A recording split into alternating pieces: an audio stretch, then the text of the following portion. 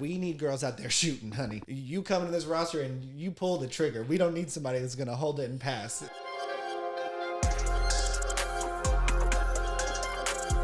Welcome back to Balance Sports. I'm Jewelz. I'm Hunter. On this show, we work to level the sports coverage across the gender spectrum. On this episode, we are covering the Eastern Conference draft picks for the 2022 WNBA selection. Excited to jump into the drafts today. Let's do it. Let's start with Indiana.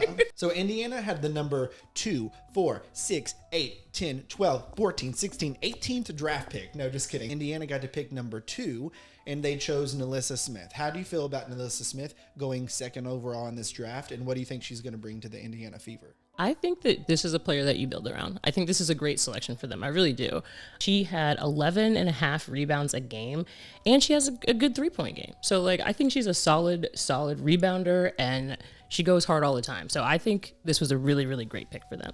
That being said, they don't do much with their picks. They haven't built around many players. So what do you think? I can see her coming in and immediately getting this starting time, being someone that the offense is going to really, really try to utilize. And she plays, I think, a lot of different areas. What I love about her, too, is I don't think we've even seen close to her potential. Yeah, she's got a really high ceiling. She does, and she is a freak athlete. It feels like anywhere she's out on the court, the ball is going to find her. I don't feel like she oversteps, her teammates. I mean, she was the leader. She's not doing too much. She's doing what she needs to do really well. The game feels like it comes naturally to her. Some of that could be her rebounding prowess, that the ball just gets in her hands and then she makes things happen. But NaLyssa Smith is going to come in and crush. I feel like she has confidence. She wants to be the best, and I think it ain't no slouch to be picked second overall, and she has a chip on her shoulder. You could see that.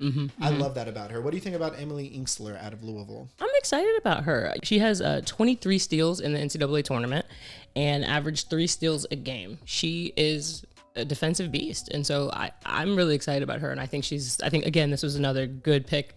I just don't know what they're going to do with it again. But I really like Destiny Henderson, and she was electric in the tournament. She's someone who I wanted to watch, and so I'm rooting for her. We're rooting for you. We're all rooting for you. How dare you? I wonder if she slipped or if she feels snubbed that she, was a second round pick. She was dressed to impress, and it seemed like she thought she was going to get first round. There were a lot of surprises here at this draft from the Indiana Fever. So Emily Inkster, I have to agree. I mean, you could see in the tournament, she has a pro body. She is so long. I feel like as a defender, Indiana could use some defense. She's going to come in and help. I think she's going to make an immediate impact just from her body and ability to guard multiple positions. She's a dog on defense. You could just see that throughout the whole tournament. Lexi Hull at 6 was a choice. I'm honestly not blown away.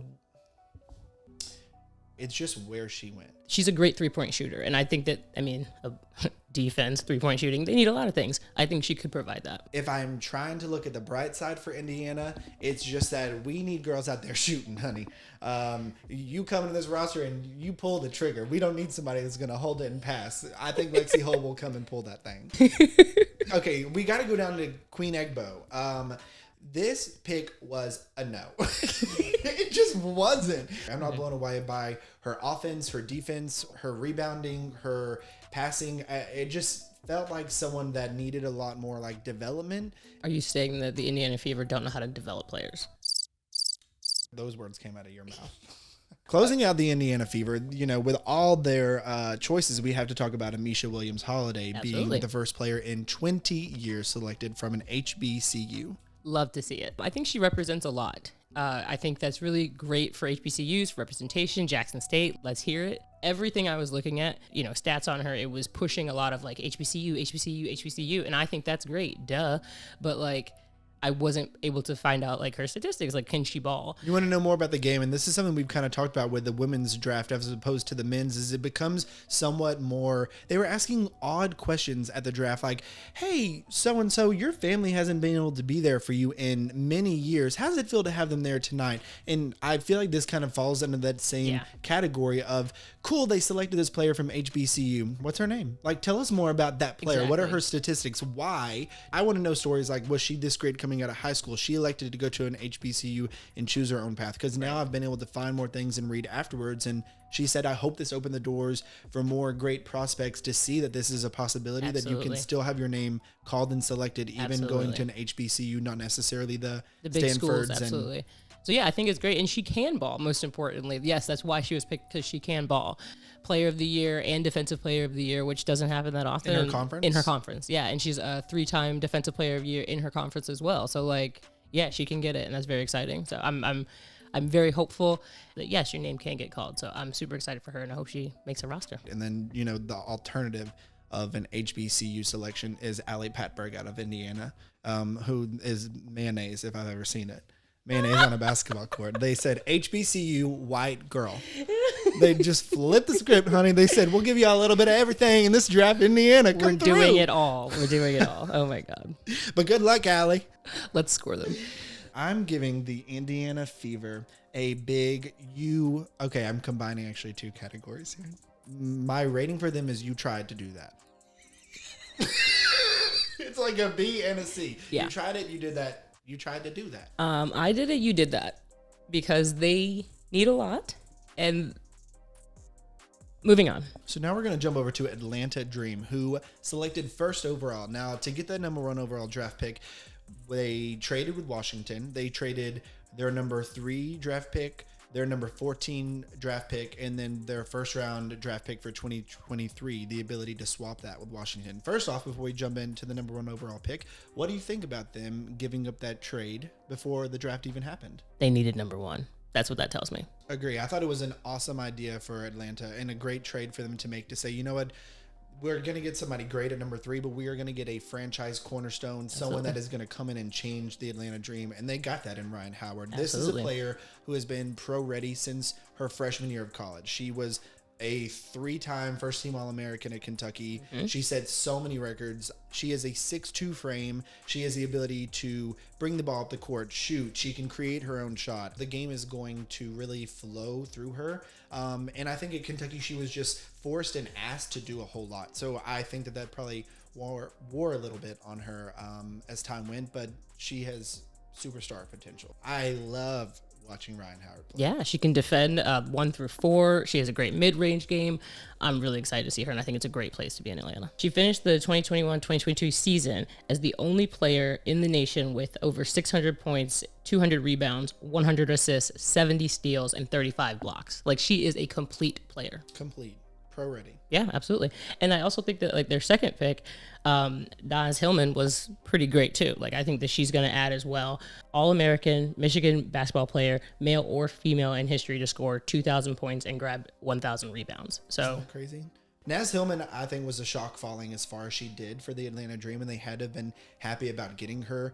I think Naz Hillman has a really good ceiling. It's just one of those players that is going to come in, get you boards and just run up and down. They even asked her when she was drafted, and I think her feedback was, I'm not going to get outworked. I'm going to come in and show them that I'm getting up and down. I want the ball. And you love players like that on your team. Can't stop, won't stop. Attitude, absolutely. Won't stop. They found someone they can finally start building around. I feel like Atlanta has kind of been similar the last couple of years. Just like, do we want to build around this player? And then they'll trade him. And certain things have not necessarily worked out for them.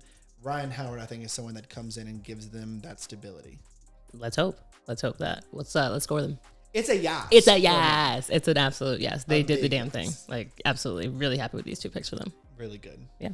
Let's talk about the Chicago Sky real fast because they didn't draft anyone. Okay, moving right along.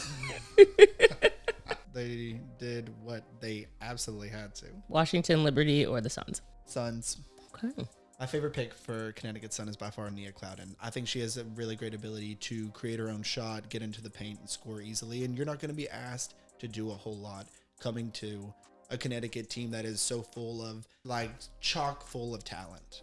I'm surprised that this team isn't bigger. And I think I have a bias. Like, I like big women. I like the big girls. Like, okay. John Cole Jones is a 6'6" forward who won MVP last year. She's the tallest person on their team.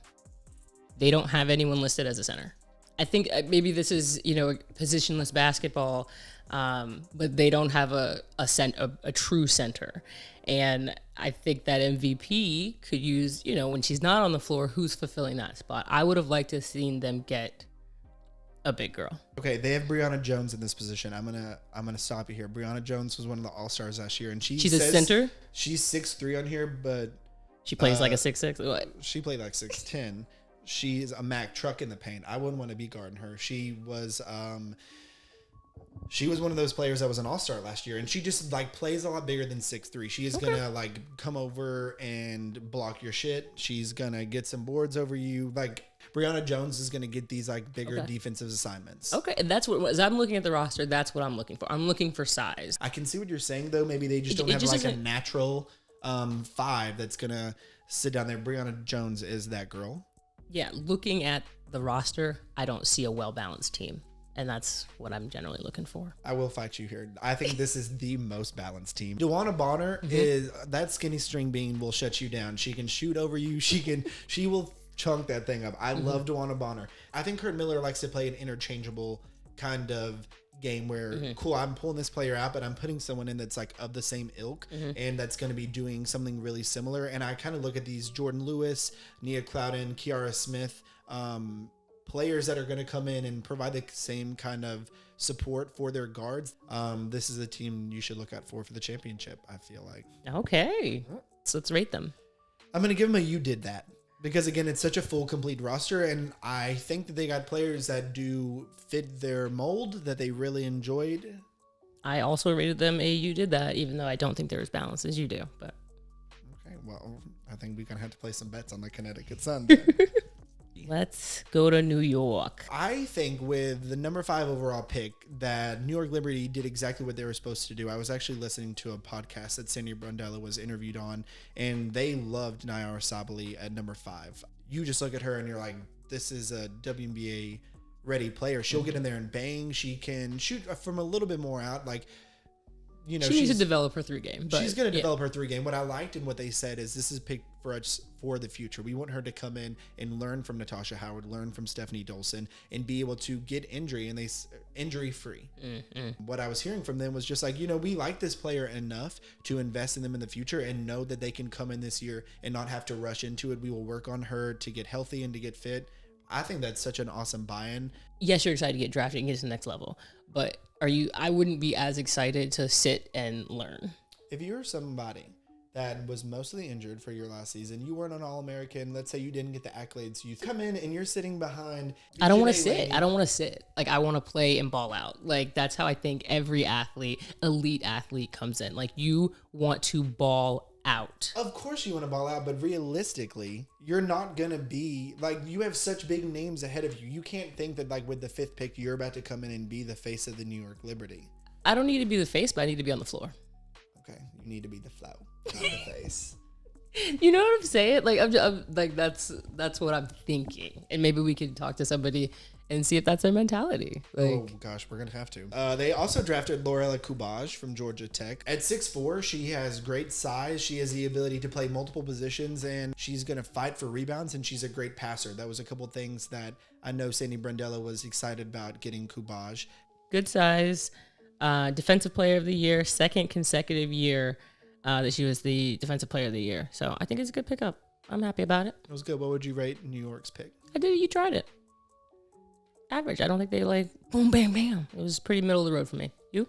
Same. I just said you did that. It didn't blow me away. My actual notes just say, sure, meh. I like these picks. I really think, again, that Sabali, if healthy, can help this team out a lot and be really fun to watch in the W.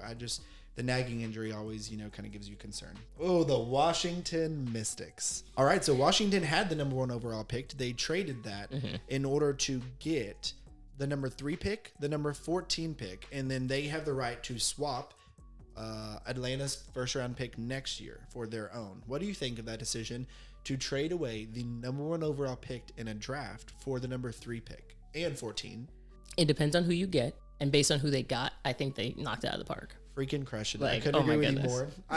When I first saw, I get the notification, Washington trades away first number 1 overall pick, and I was like, no! This is a team I'm really invested in. I was really excited for Ryan Howard to come in because this is a championship contender with Elena Delle Donne coming back. So you're saying when you saw that the Mystics at number 1, you're like, Ryan Howard's coming here. It's over. Ryan Howard's coming here. The rest of y'all, why are you playing this season? Like, we are gonna crush it. And they said, no. Well, we'll trade for number 3. Mike Tybalt came out and said, we rated all 3 of the first 3 picks, and we think they're very close. We'd be happy with anyone that we got, which I thought was a fun game too, because it might have thrown some questions in for number 1 and number 2 after they traded. Be like, do we really want Alyssa Smith and Ryan Howard? The answer was yes, by the way. Washington ended up here with Shakira Austin, a 6'5" center from Ole Miss. What are your thoughts on Shakira Austin? I like the big girls, so I'm super excited. I'm excited for Washington. I love Elena Delle Donne, so I think that this is going to pair really, really nicely. I think she is, long and strong, and I'm just so excited to see her play. She's ready. She's WNBA ready. Her body is ready. Her skills are there. She's it. It just feels like another organization that really knows the direction they're going in, the players that fit their system. And I think that this was an incredibly smart choice to flip and trade those picks in order to get somebody, a center, who's going to help you pretty much immediately on this roster. Absolutely. Washington also got Kristen Williams, point guard from UConn. Mm-hmm. Love to see it. You said, UConn players come from a program that is pro-ready. You think she's a pro-ready player? No. Okay. I retract my previous statement. It just was like her senior season. I wanted to see this takeover ability, or I'm going to be, if I'm not going to be this player, if I'm not scoring, then I'm going to do this. And I just struggled to see the areas that she excelled. I think she plays alongside stars really well. And so I think that's going to be helpful on this Washington team. I think she has pretty good ISO ball skills. She can burn people one-on-one. And I think that overall, I think Washington did a good job. And I kind of think that Shakira overshadows Kristen, and to bring it up overall. So I gave them a yes for a score because they got Shakira, and so cool that they got Kristen. I agree. I still gave them a yes. I love what they did with the trades to get, although number 1 just would have been so cool for this team to get Ryan Howard. Kristen Williams, again, I like her, and she's played a lot for USA 3-on-3 basketball. Mm-hmm. And she is she's a really well-rounded player. I just don't think she's going to blow you away in one certain category, which is and great. She may not need to, though. The point you made about her being really good along All-Stars is somebody who I think can succeed in the WNBA. Think of the All-Stars that are on this roster. She's someone that I think will just come in and be like, Coach, what do you need me to do tonight? And she's going to do that. And you love those players. Yeah. That completes the Eastern Conference. What's your most exciting pick in this draft? I am most excited for Shakira Austin. I think she fell in the right spot, and I think that she's going to make an impact right away. I think her personality, I think her style, I think when I see her, I'm like, I want to follow you and know what you're doing. I followed her on Instagram. I'm excited for her. She's the player that I'm most excited about. You? I am going to go on a limb here. And this is a really safe limb because my pick is Alyssa Smith. Okay. I would love for Indiana to have literally anything positive happen for them. I want them to turn the page. Mm-hmm. So I'm excited about the potential of what Alyssa Smith can be at the Indiana Fever. Tiara McCowan. That's kind of how I feel about Alyssa Smith. Oh. You're excited to see her there. Franchise player. And that's what I thought for Tiara McCowan. Do you see what we mean about not knowing what Indiana Fever is doing up in their front office? We loved the draft coverage. The draft coverage was great. And part of the reason that we're wanting to do balanced sports is because there's just not the same in-depth analysis. When we were looking for videos online for YouTube, we couldn't find even conversations like this. So we're super happy to have these conversations, to be getting more info out there about these amazing athletes. Absolutely. And balanced sports hopes to be able to cover more events like this that are going to be kind of in-depth analysis, fun, hot takes, where we may not know what we're talking about. But we're having fun doing it. We're having fun doing it, and there's some avenues now to be able to cover these sports in a more well-rounded way. I'm Jewelz. I'm Hunter. This is Balanced Sports.